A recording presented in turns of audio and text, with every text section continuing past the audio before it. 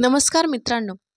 कोणाकडे आकर्षित होणे वा एखाद्या व्यक्तीची स्तुती करणे यात चुकीचे तोवर नाही जोवर तुम्ही आपली मर्यादा जाणून आहात आणि आपल्या नात्याचा आदर करत आहात. पण अनेकदा मर्यादा ओलांडल्या जाऊ शकतात आणि वैवाहिक जीवन पूर्णपणे उद्ध्वस्त होते. पण कधी विचार केला आहे की यामागचे कारण काय आहे? विवाहित पुरुषांना इतर पुरुषांच्या बायका त्यांच्या स्वतःच्या पत्नीपेक्षा अधिक आकर्षक का वाटतात? म्हणूनच मी मित्रांनो आजच्या व्हिडिओमध्ये तुम्हाला एक आश्चर्यकारक आणि आश्चर्यचकित करणारी तितकीच साधीशी काही कारणे सांगणार आहे. मित्रांनो चला तर ते बघूयात.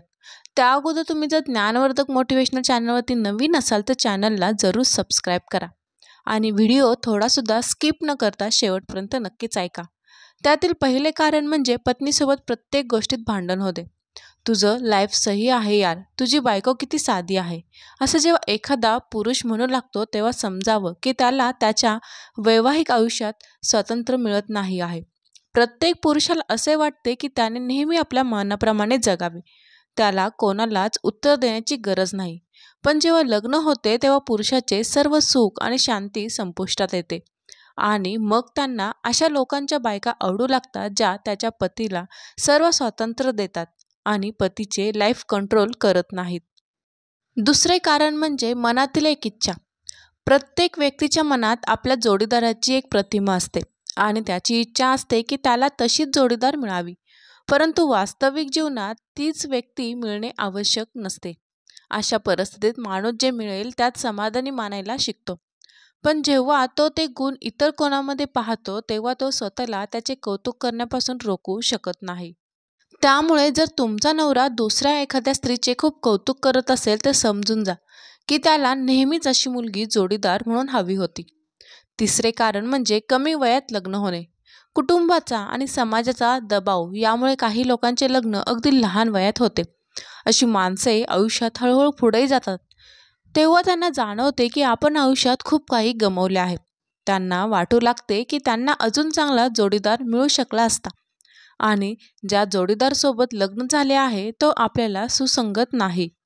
आणि हे देखील एक कारण आहे की असे लोक सहसा इतर स्त्रियांकडे खूप लवकर आकर्षित होतात.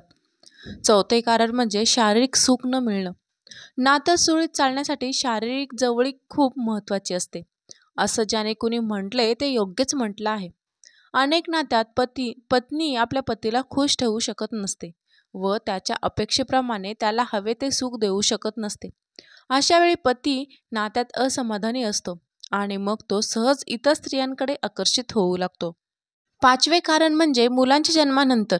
मूल झाल्यानंतर स्त्रीचे आयुष्य पूर्णपणे बदलून जाते, यात शंकाच नाही. तिचे आयुष्य केवळ बाळाभोवतीच फिरत नाही तर तिचे प्राधान्यक्रमही बदलतात. अशा स्थितीत पुरुषांना हवे ते सुख मिळत नाही आणि पत्नीची हवी असलेली साथ देखील कमी पडते. एकंदर मूल झालं की पतीचा आपल्या पत्नीबद्दल भ्रमनिरास होतो, त्यामुळे त्याचे मन इकडे तिकडे भटकायला लागते. त्यानंतर मित्रांनो सहावे कारण म्हणजे पत्नीचे चारित्र्य योग्य नसते. दरवेळी केवळ पती स्वतःच्या मनाचेच इतर स्त्रियांकडे पाहतो असे नाही. कधीकधी स्थितीच अशी उद्भवते की त्याला ते करावे लागते.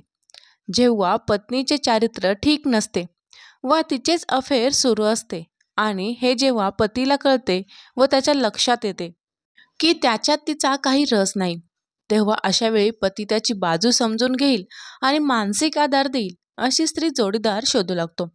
बहुतेक वेळा तो दुसऱ्या विवाहित स्त्रीकडेच आकर्षित होतो. अशा प्रकारे ही काही कारणे आहेत ज्यामुळे पुरुष इतर स्त्रियांकडे आकर्षित होतात. मित्रांनो दररोज सकारात्मक विचारांसह आपण भेटत असतो. तुमचे जीवनही असेच सकारात्मक विचारांनी भरून जावो. तुमच्या मनातील सर्व चांगल्या इच्छा आकांक्षा पूर्ण होत. मित्रांनो मी तुम्हाला अजून थोडी माहिती देते.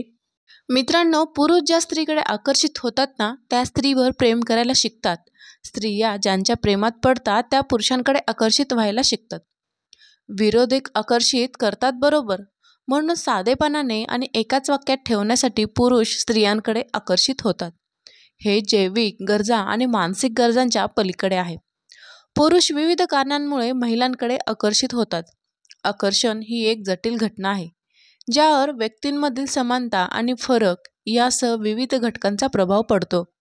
काही लोक त्यांच्याच सारख्या असलेल्यांकडे आकर्षित होऊ शकतात तर काही लोक भिन्न किंवा पूरक गुणधर्म असलेल्यांकडे आकर्षित होऊ शकतात.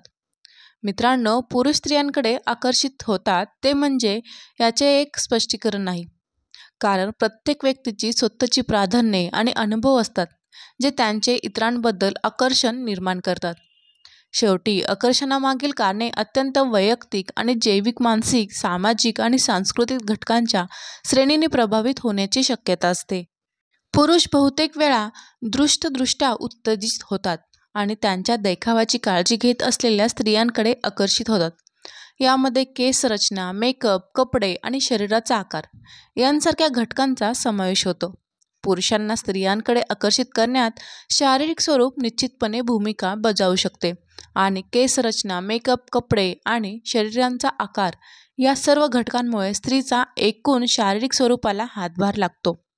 तथापि मित्रांनो, हे लक्षात घेणे महत्त्वाचे आहे की शारीरिक स्वरूपाचा विचार केल्यास प्रत्येकाची स्वतःची विशिष्ट प्राधान्ये असतात आणि एखाद्या व्यक्तीला जे आकर्षक वाटते ते दुसऱ्यांसाठी समान असू शकत नाही. पुरुषांना आत्मविश्वास आकर्षक वाटतो कारण ते एका स्त्रीला सूचित करते जी तिच्या स्वतःच्या त्वचेची आरामदायक आहे आणि स्वतःची किंमत जाणते. आत्मविश्वास ही स्त्रीमध्ये एक अतिशय आकर्षक गुणवत्ता आहे कारण ती दर्शवते की ती कोण आहे, याबद्दल ती सोयीस्कर आहे आणि निर्णय किंवा नकाराच्या भीतीशिवाय आत्मविश्वासाने व्यक्त करण्यास सक्षम आहे. आत्मविश्वास हा इतर सकारात्मक गुणांचा देखील सूचक असू शकतो, जसे की स्वाभिमान, खंबीरपणा आणि लवचिकता, जे स्त्रीला पुरुषांना आणखी आकर्षक बनवू शकते. याउलट आत्मविश्वासाचा अभाव किंवा कमी आत्मसन्मान हे अनेक पुरुषांसाठी एक वळण असू शकते कारण ते असुरक्षितता किंवा आत्मसन्मानाची कमतरता दर्शवू शकते. मित्रांनो, ही तुम्हाला जर माहिती आवडली असेल तर व्हिडिओला नक्कीच लाईक करा. आपण भेटूया आणखीन अशा नवीन एका व्हिडिओमध्ये.